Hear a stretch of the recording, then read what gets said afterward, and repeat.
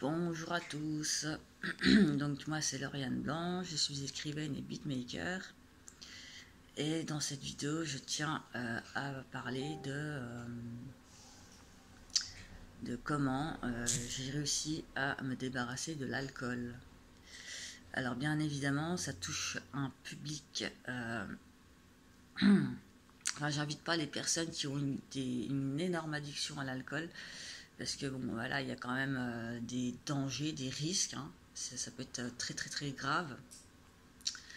Il peut y avoir comment ça s'appelle, le délirium tremens, hein, quand on est vraiment trop voilà, il faut savoir à quel degré, si on peut s'en passer seul ou pas, hein.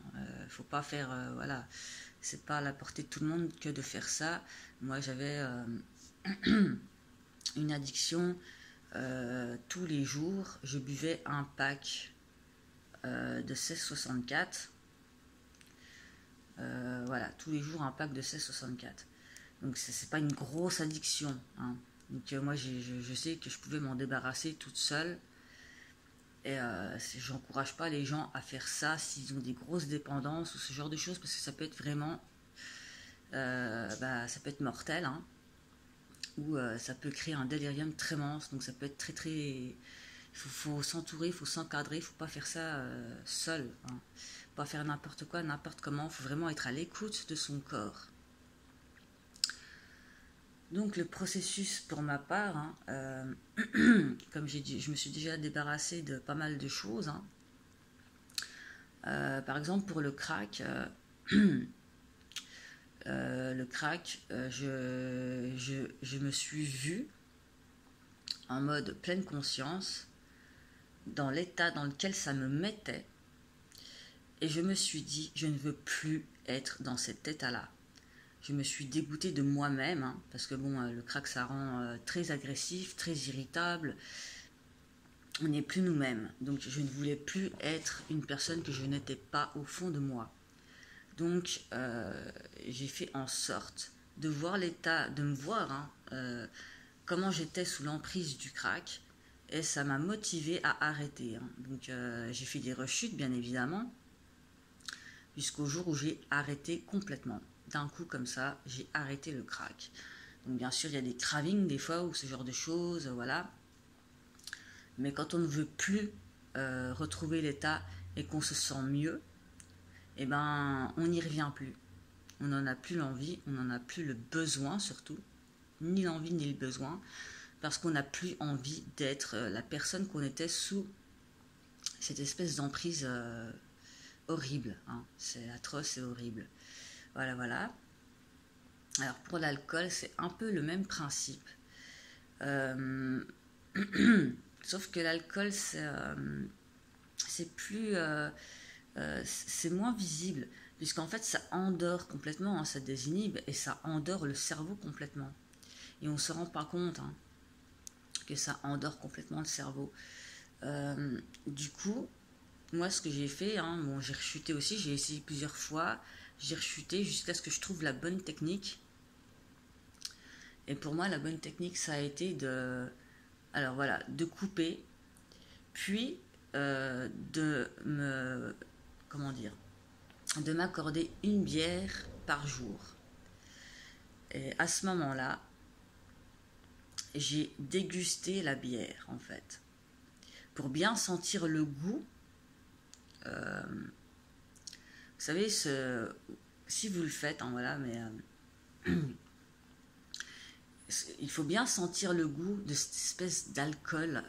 Juste l'alcool, on dirait de l'alcool à 90 degrés en fait, c'est dégueulasse et ça vous dégoûte en fait.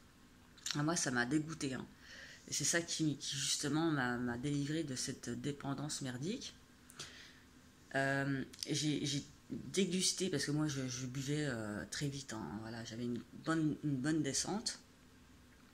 Et le fait de boire très très lentement pour bien sentir l'œsophage endormi par l'alcool avec cet arrière-goût dégueulasse d'alcool qui endort l'œsophage, c'est un peu comme...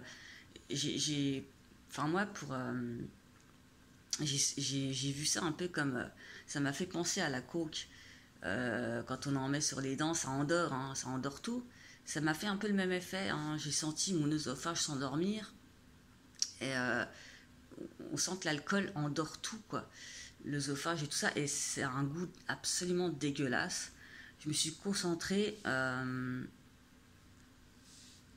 sur ce goût horrible pour m'en dégoûter et pour ne plus y retourner. Donc, du coup, eh ben, j'ai réussi en fait. J'ai réussi comme ça à me dégoûter de l'alcool. Et comme je me sens... il y a eu des effets secondaires aussi, hein, la nervosité, l'agitation, mal de tête. Ça fait quoi? Ça fait un peu plus de 2 semaines. Hein. C'est récent, hein. Mais je sais que je ne veux pas y retourner parce que je me sens beaucoup mieux. Et quand on arrête, petit à petit, le cerveau, c'est comme si, en fait, on se réveillait d'une grosse cuite. Hein, parce que moi, je buvais depuis l'âge de mes 16 ans, hein, plus particulièrement, et assez violemment. Hein. Donc, j'avais déjà réduit, hein, réduit avec les années. Mais c'est comme si je m'étais réveillée d'une grosse cuite, que j'étais vraiment endormie, et que tout d'un coup, mon cerveau, il se réveillait, hein. Il se réveille. Et alors, il y a un truc aussi, c'est quand on arrête, on a les pensées qui... Voilà, on est complètement agité, il y a les pensées qui partent dans tous les sens, c'est encore pire, hein, quand on est hyperactif, quand on a un TDAH. Oui, mon ange. Quand on a un TDAH, enfin, il y a tout qui va vite, on ne sait plus comment gérer, et on a surtout beaucoup de mal à rester avec nous-mêmes. Parce qu'on n'accepte pas, enfin, on n'arrive pas à rester en notre propre compagnie. Donc ça, il faut apprendre à le faire. Hein. Oui, bien. Il faut apprendre à accepter sa propre compagnie. Et à partir de là, il y a les effets secondaires qui... Ça redescend, hein. Ça redescend. Hein, voilà, on arrive à gérer la nervosité, l'agitation, le mal de tête finit par s'en aller tout seul et le cerveau se réveille de plus en plus. Donc il faut s'occuper. Il faut s'occuper vraiment. Il faut. Oui, mon cœur, viens. Tu viens? Il faut s'occuper l'esprit et il faut accepter sa propre compagnie, puisque l'alcool quelque part c'est fuir sa propre compagnie et c'est ne pas accepter enfin voilà, il y a du coup si on n'est pas prêt à faire ça, eh ben on va rechuter. Mais si vraiment on est prêt, hein, il faut vraiment être prêt, hein, faut pas hésiter à faire des rechutes, hein, ça nous apprend, ça nous enseigne les rechutes, jusqu'au moment où ça va être le bon moment pour arrêter, pour essayer ce processus ou d'autres processus à votre manière, parce que chacun est différent et que tout le monde fonctionne différemment. Et, et du coup, quand vous arrivez vraiment à conscientiser hein, le goût, enfin que vous êtes dégoûté de ça et que vous arrivez à gérer les effets secondaires en vous occupant au maximum, en sortant, voilà, il faut vraiment bouger et accorder du temps à vos passions, à des choses, enfin voilà. Voilà, il faut... et voilà. Et du coup, après, c'est même pas que vous allez avoir peur de rechuter, parce que vous allez toujours vous rappeler ce goût dégueulasse. Et en fait, enfin pour ma part en tout cas, moi j'ai plus envie d'y retourner, parce que je me sens beaucoup mieux. Et pour moi, je suis débarrassée de ça, enfin. Voilà. Donc voilà, et c'est pas pareil pour tout le monde. Donc, du coup, j'invite pas les personnes à faire ça déjà seules. Et ça dépend de comment vous vous sentez, de si vous êtes à l'écoute de votre corps et si vous avez envie d'aller mieux. Et Et voilà. Mais ne faites pas ça si vous buvez une dizaine de bières par jour de 50 centilitres, par exemple, parce que sinon, si vous avez des tremblements, ce genre de choses, il faut immédiatement contacter un médecin. Il ne faut pas faire n'importe quoi, n'importe comment. Les grosses dépendances, il faut vraiment pas faire ça seul, hein, vraiment pas.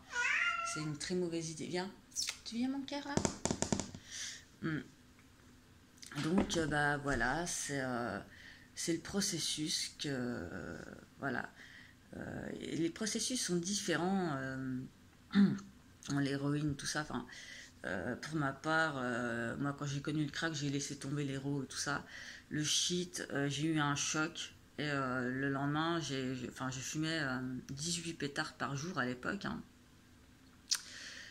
Et à la mort de mon père, j'ai arrêté du jour au lendemain.